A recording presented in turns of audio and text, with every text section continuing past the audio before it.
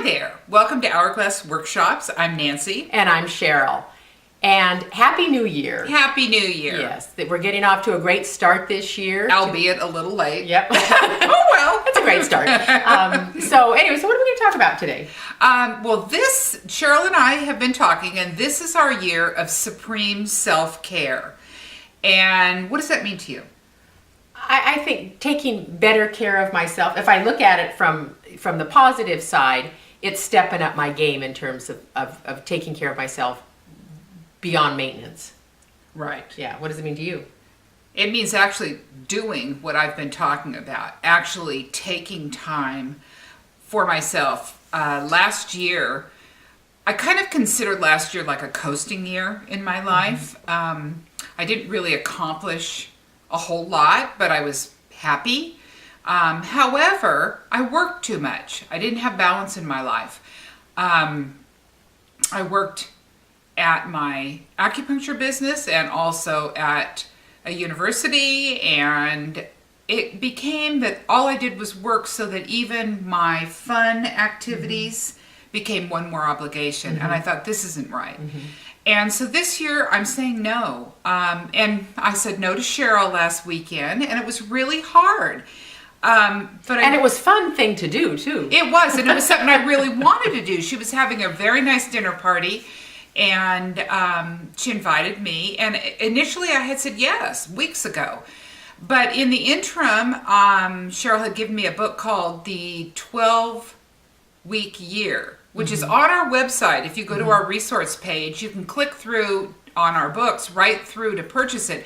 It has been a life-changing book for me. It changed my perspective about goals and about achieving them in small bits.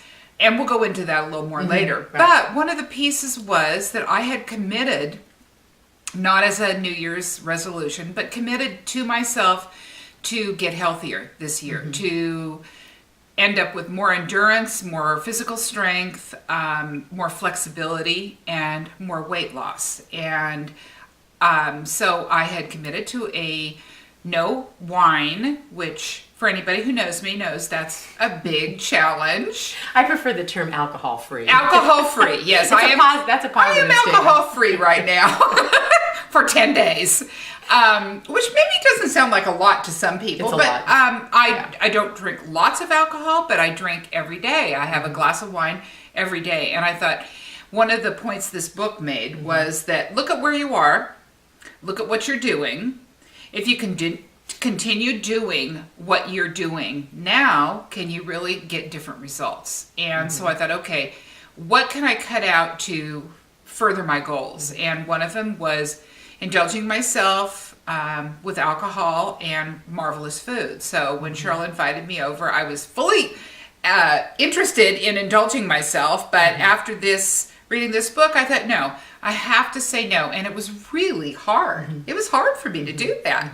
And because I really wanted to come, you know. Yeah, and I think there's a couple of things in that, in what you did. One is say no to things that don't support what you feel and want to do now. Right. And secondly, to be as a friend, to be okay with no that a friend says, which was and not really not take it personally. Yeah. That wasn't about me. It wasn't. And or my cooking. Yeah. So to be okay with that, and then it's also even more importantly, and I think the whole thing about supreme self-care is really saying yes to yourself. Exactly. You said yes to yourself above all else. And I think that that's the most important thing. And the focus is not about denial. It's about giving yourself those things that are important to you. Right. Whether that's, it's better nutrition, it's better sleep, it's better exercise. Whatever those things are, say yes to the things that work. And the other part was people say, well, just go and don't drink and don't eat things you're not supposed to. Okay, that's great. But at the very beginning of a lifestyle change, don't put yourself in a position where you're going to sabotage yourself. Right. And I knew I didn't have the it wasn't built in yet. It really, I hadn't seen enough success to actually have that fortitude to not drink and not eat things I wanted to, because this is denying all the things that I enjoy doing, Right. you know? Right. So I didn't put myself in that position. So what would be the one kind of takeaway you might say that for supreme self-care that you think is really important to start out the year?